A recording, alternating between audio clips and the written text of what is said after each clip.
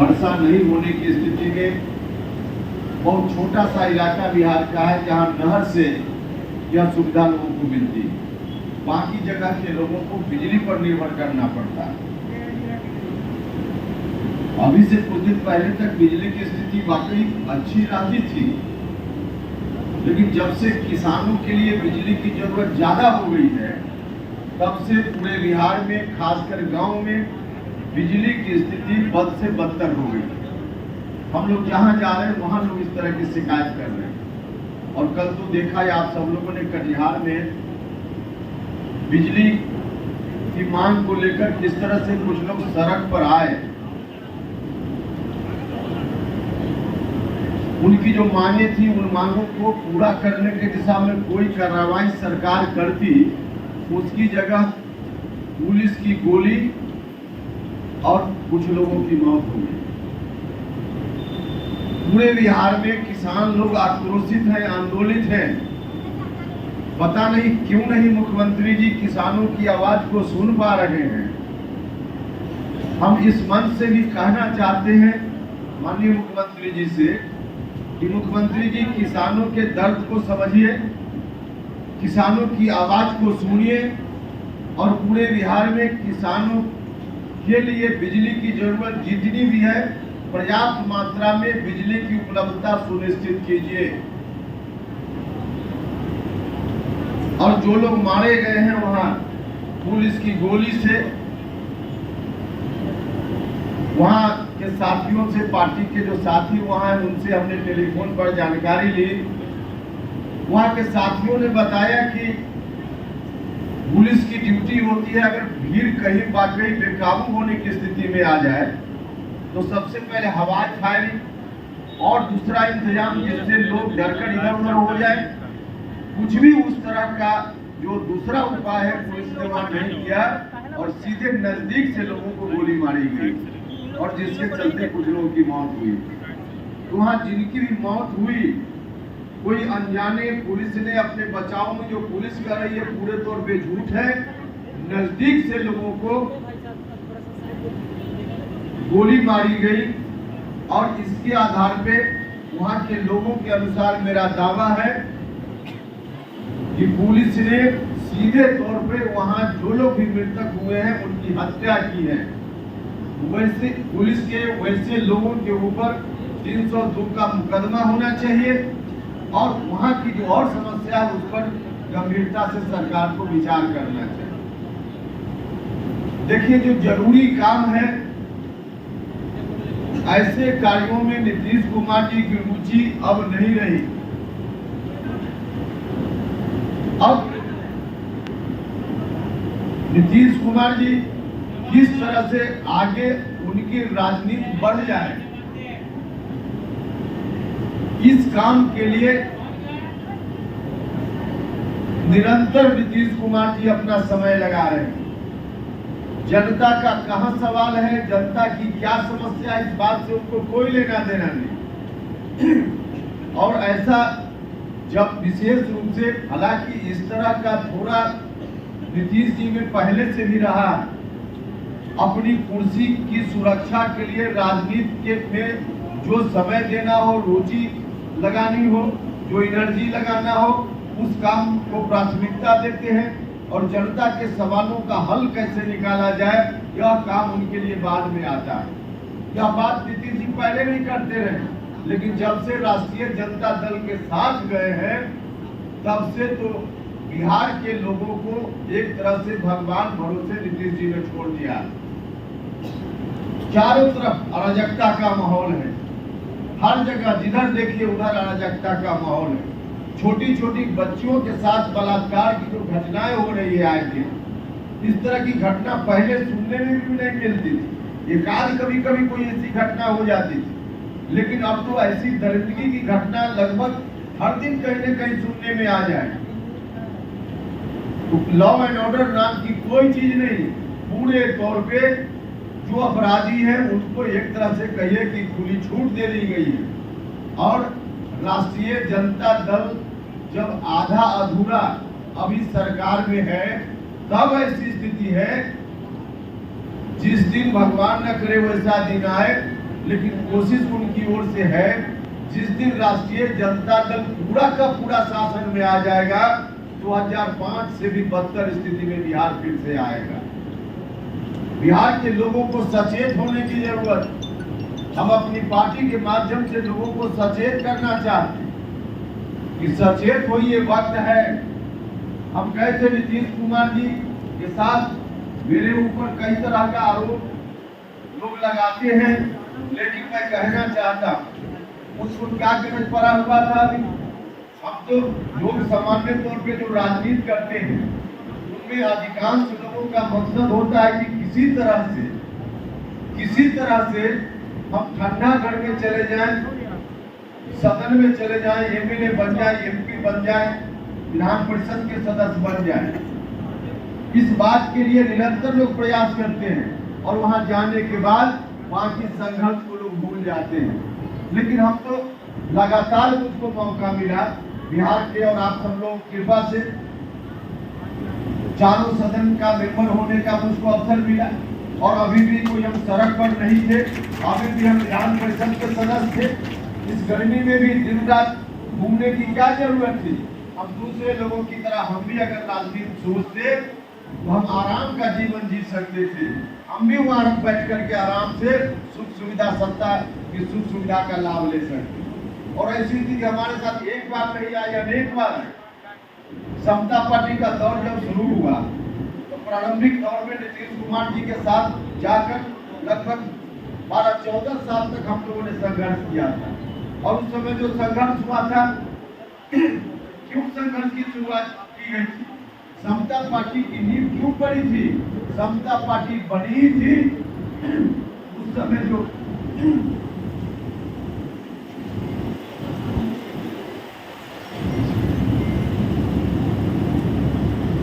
समय जो बिहार में आतंक और पाखंड राज चल रहा था, उस राज की समाप्ति के लिए समता पार्टी आगे आई थी। सब लोगों ने मिलकर संघर्ष किया, आप सब लोगों ने, बिहार भर के लोगों ने साथ दिया।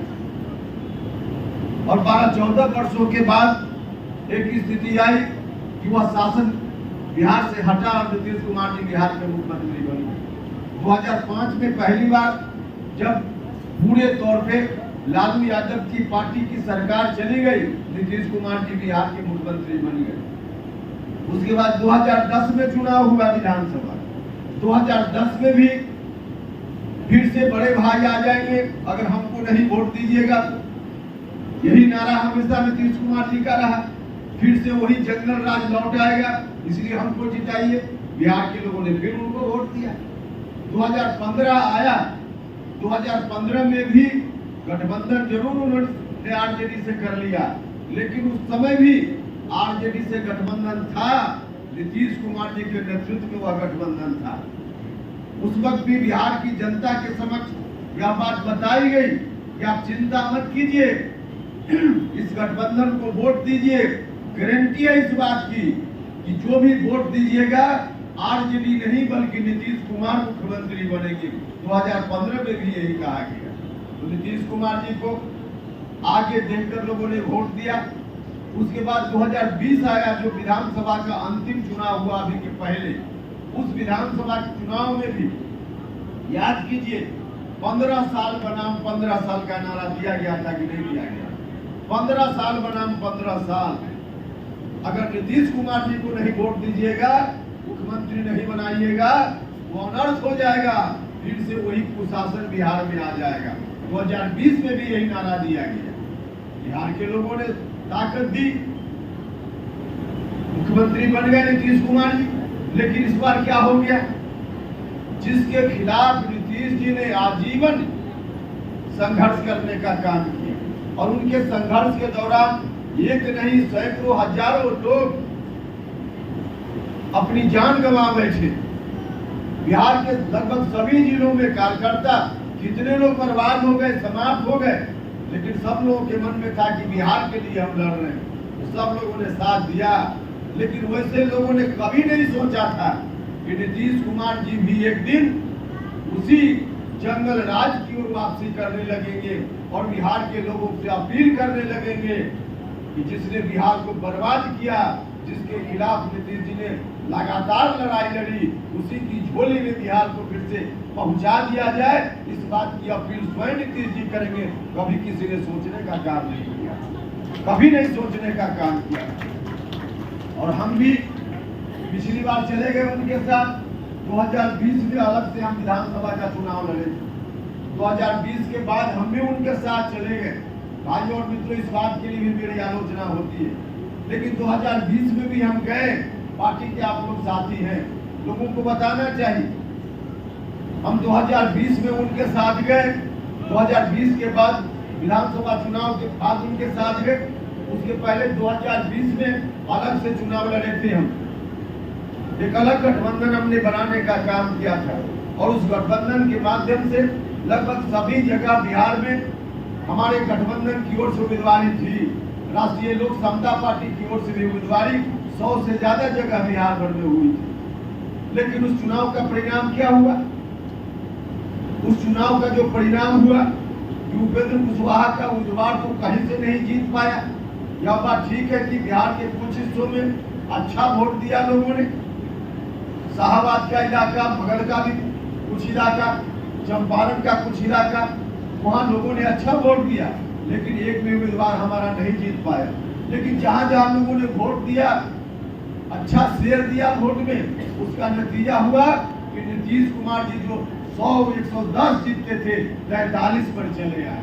इतना नीचे चले आए नीतीश कुमार जी।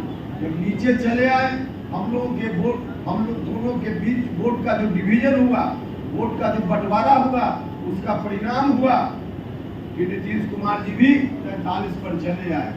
और फिर इसकी व्याख्या जिस रूप में होने लगी, अब राष्ट्रीय जनता दल के लोगों को लगने लगा कि चलो ये दोनों लड़ रहा है, अब इस दोनों की लड़ाई में क्यों ना हम अपना लालटेन को फिर से जला लें। और राष्ट्रीय जनता दल के लोग फिर से अपना कुर्ता पैजामा काट करके बाहर निकलने लगे। उनको लगने लगा कि नीतीश कुमार उपेंद्र कुशवाहा लड़ रहे हैं, तो फिर से हम लालटेन बिहार में जला लेंगे। तब हमने सोचा, अपने साथियों के साथ विमर्श किया, और नीतीश कुमार जी की ओर से पहल हुई। नीतीश जी ने स्वयं भी कहा कि अलग से क्यों पार्टी चला रहे उपेंद्र कुशवाहा जी, यह पार्टी जनता दल यूनाइटेड बिहार की बनाई हुई पार्टी है। वास्तव में हम लोग भी उस पार्टी को बनाने वालों में से शामिल थे। खून पसीना लगाकर हमने भी उस पार्टी को बनाने का काम किया था। उन्होंने कहा कि यह पार्टी भी आपकी बनाई हुई पार्टी है, यह पार्टी भी आपकी पार्टी है, हमको आगे अब नहीं रहना है, आइए इस पार्टी को संभालिए, चलाइए, अलग से पार्टी चलाने की क्या जरूरत। हमने भी सोचा कि चलिए अलग दोनों रहेंगे तो लालटेन वालों की गुंजाइश बन सकती है, और ठीक ही है, यह पार्टी भी अपनी पार्टी है। और नीतीश कुमार जी जिस रूप में कह रहे हैं, अब जाकर के नीतीश कुमार जी के नेतृत्व में बिहार को आगे बढ़ाने का काम करना है। और किसी भी रूप में हम लोगों ने सोचा, दर्द जरूर था उस वक्त कि राष्ट्रीय लोक समता पार्टी का विलय हो रहा था, लेकिन हम लोगों ने देखा क्या जरूरत है बिहार में। पार्टी हम उसी मकसद से चला रहे थे कि बिहार में फिर से कुशासन न लौटे, बिहार आगे बढ़े।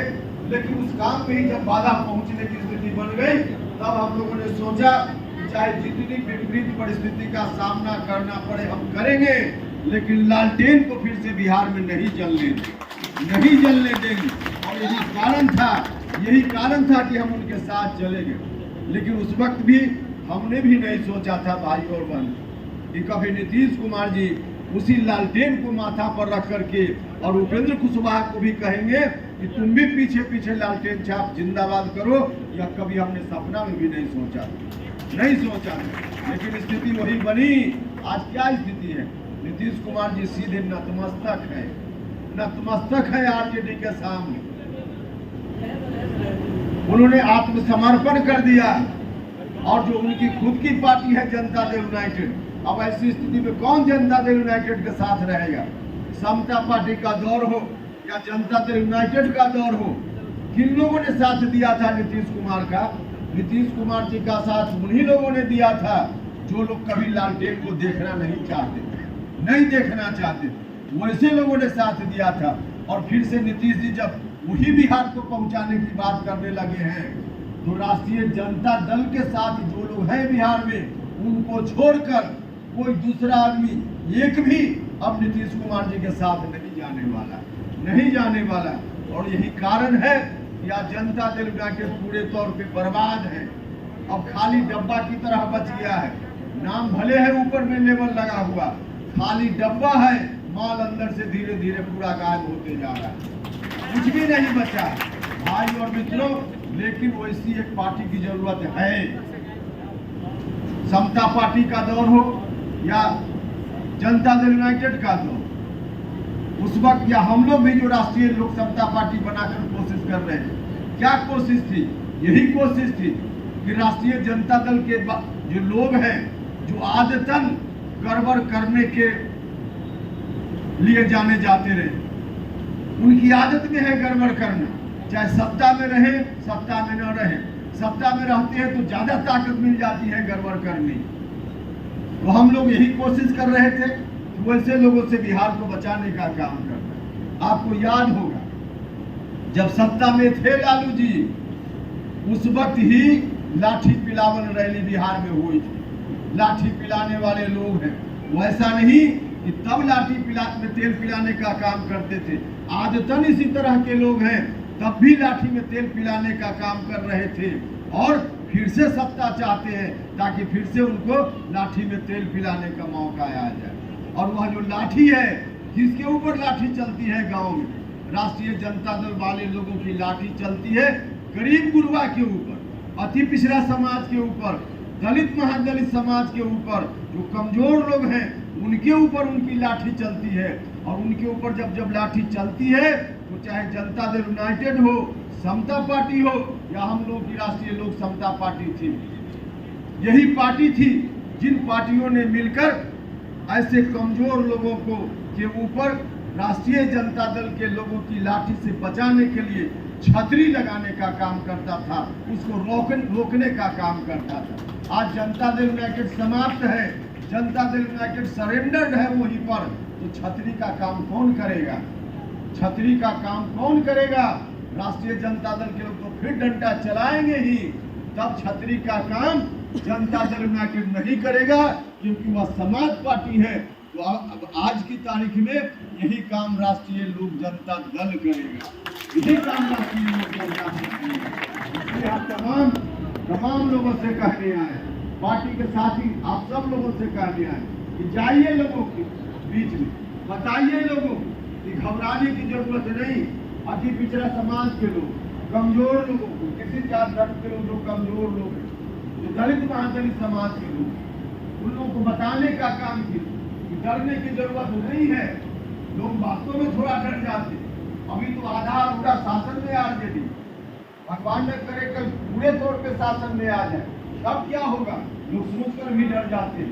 उनको बताइए कि हम लोग हैं, राष्ट्रीय लोक जनता दल अब आ गया है, अब किसी भी कीमत पर लालटेन वालों को हम बिहार में नहीं आने देंगे, इस बात की गारंटी है, नहीं आने देंगे। इसलिए लोगों को डरने की जरूरत नहीं है, सब लोगों को सुरक्षा देने का काम करना है। गांव में जाइए, हर व्यक्ति के बीच जाकर के पार्टी की बात कीजिए और वैसे तमाम लोगों को दल से जोड़ने का काम कीजिए। पार्टी की मजबूती के बल पर ही बिहार को बचाने में हम लोग कामयाबी हासिल कर पाए। यही आग्रह करने के लिए आए। जब हम नवादा आते हैं, भाइयों और मित्रों, इस बार विशेष काम से आए हैं, कार्यकर्ता सम्मेलन के लिए हम आए हैं। लेकिन जब चाहे जिस काम से हम आए, जब हम नवादा आते हैं, केंद्रीय विद्यालय, क्योंकि मेरा पुराना संबंध रहा है, क्या बात भी मेरे जेहन में आ जाती है। केंद्रीय विद्यालय, जब हम भारत सरकार में मंत्री थे, शिक्षा विभाग के मंत्री, उस समय बहुत जद्दोजहद के बाद बहुत सारे लोग यहाँ पढ़े लिखे लोगों को याद होगा, मीडिया के लोगों को याद होगा, जब हम भारत सरकार में शिक्षा मंत्री थे, बार बार हम बोलते थे कि बिहार की सरकार प्रस्ताव भेजे, जितना केंद्रीय विद्यालय का प्रस्ताव बिहार की सरकार भेजेगी, सब जगह केंद्रीय विद्यालय हम बनाने का काम करें। एक अवसर था मेरे हाथ, ताकत थी मेरे हाथ में, हम हर जगह केंद्रीय विद्यालय बनाने का काम कर सकते, लेकिन नहीं प्रस्ताव दिया। अंतिम में किसी तरह से कोशिश करके एक नवादा का प्रस्ताव दिया था और एक हमारा क्षेत्र वहाँ गोह औरंगाबाद जिला का, वहाँ का एक प्रस्ताव किसी तरह से हम लोग भिजवा पाए। बड़ी मेहनत करके 2 जगह का प्रस्ताव जा पाया, लेकिन प्रस्ताव जाने के बाद हमने स्वीकृति दे दी, पैसा सेंक्शन हो गया। अब इधर 2 साल में भारत सरकार में जो सेंक्शन हुआ, फाइनल जो पैसा उसके लिए आवंटन हुआ पैसा का, पता नहीं 2 साल में क्या स्थिति है उसको नहीं मालूम। लेकिन हर तरह से भारत सरकार को जो करना चाहिए था, हम खुद ही वहाँ मंत्री थे, इसलिए स्वीकृति दिलाई गई। हम तो यहाँ आकर भी धरना पर बैठे, नवादा में आकर भी धरना पर बैठे, उस स्कूल की स्थापना के लिए, उसको शुरू करने के लिए किसी चीज की जरूरत नहीं थी। बिहार सरकार से सिर्फ एक एनओसी की जरूरत थी, नो ऑब्जेक्शन सर्टिफिकेट की जरूरत थी।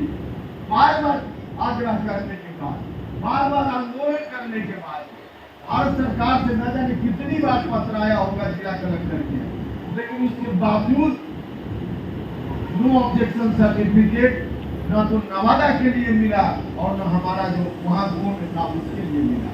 अगर नो ऑब्जेक्शन सर्टिफिकेट मिल गया होता तो केंद्रीय विद्यालय उसी समय खुल गया होता।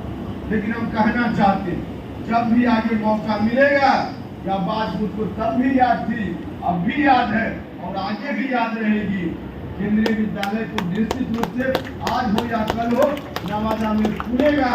लेकिन उसके लिए भी एक शर्त है कि एनओसी राज्य की सरकार को देना पड़ता है, वो अभी से उसकी तैयारी कीजिए। अभी तो लोकसभा में इनको हटाना है और आगे 2025 का भी इंतजार करना है, तब केंद्रीय विद्यालय भी खुलेगा और हर तरह से बिहार तक बचेगा। भाइयों, हम यही आप सब लोगों से आग्रह करते हैं कि पार्टी की मजबूती के लिए गांव-गांव में जाइए, पार्टी के साथियों से आग्रह या कार्यक्रम बना करके, टीम बनाकर हर गांव में जाइए, लोगों के बीच जाइए, हर जाति धर्म के लोगों के बीच जाइए। पार्टी का सदस्यता अभियान चल रहा है, लोगों को जोड़ने का काम कीजिए, हर तरह से मजबूती से कीजिए। निश्चित रूप से आप सब लोगों की जो आज उपस्थिति है और जिस रूप में कार्यक्रम का आयोजन आपने यहाँ किया, हर जगह इसी तरह से कार्यक्रम हो रहा है। हर जिला में जहाँ जा रहे हैं वहाँ इसी तरह से कार्यकर्ता साथियों का उत्साह इसी तरह से चरम पर सब जगह हम लोग देख रहे हैं। तो जिस रूप में आपने भी यहाँ कार्यक्रम किया, सफल कार्यक्रम है, इस बात के लिए हम जिला के साथियों का धन्यवाद भी करना चाहते हैं और आप सब लोगों से आग्रह करना चाहते हैं, जाइए लोगों के बीच में, जाइएगा तो निश्चित रूप से लोग आपकी बात सुनेंगे और बिहार में एक वैसी पार्टी की जरूरत है जिसकी हमने चर्चा की, लोग जरूर आकर्षित होंगे आपके साथ। यही आग्रह करने के लिए आए थे। इन्हीं शब्दों के साथ आप सब लोग जो इस जिला के विभिन्न हिस्सा से